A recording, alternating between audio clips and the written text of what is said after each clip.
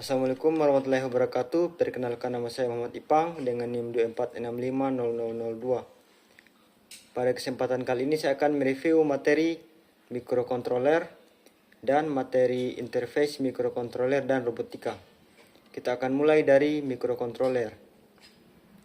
Mikrokontroler adalah komputer kecil dalam bentuk chip yang di dalamnya sudah ada otak, CPU, memori, dan port input-output.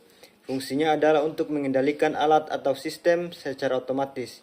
Mikrokontroler banyak digunakan pada alat-alat seperti mobil, mesin industri, alat medis, mainan, hingga robot. Kelebihan mikrokontroler adalah bentuknya kecil, hemat biaya, mudah diprogram, dan cepat dalam bekerja. Sedangkan kekurangannya hanya bisa digunakan untuk tugas-tugas ringan dan tidak bisa langsung mengendalikan alat berdaya besar. Bagian-bagian utama mikrokontroler antara lain CPU yang menjalankan perintah, memori untuk menyimpan data dan program, serta port input dan output untuk menghubungkan sensor atau alat lain.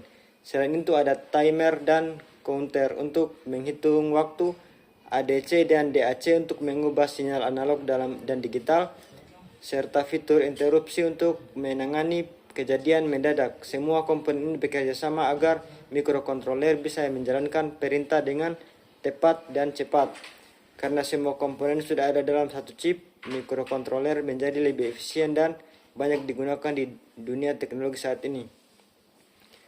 Dan kita akan lanjut ke materi kedua dan tiga, yaitu interface mikrokontroler dan robotika. Mikrokontroler sangat penting di zaman sekarang, terutama dalam perkembangan teknologi industri 4.0 seperti robotika, otomatisasi, dan sistem pintar.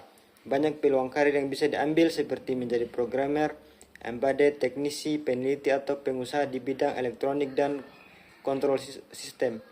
Untuk mempelajari mikrokontroler, kita harus menguasai dua hal penting, yaitu software dan hardware. Dari sisi software, kita bisa belajar bahasa pemrograman seperti C atau C++, assembly atau Java. Dari sisi hardware, kita belajar cara menghubungkan mikrokontroler dengan sensor, motor, dan perangkat lainnya. Mikrokontroler menjadi populer karena semua bagian penting seperti RAM, CPU, ROM, port input-output, dan timer sudah ada dalam satu chip, sehingga bisa membuat sistem otomatis hanya dengan satu komponen kecil. Contohnya Atmega 8535 dari keluarga AFR yang memiliki memori 8 KB, kecepatan hingga 16 MHz, dan banyak fitur seperti ADC, timer, serta komunikasi serial. Mikrokontroler jenis ini sering digunakan dalam proyek robotika dan sistem otomatis.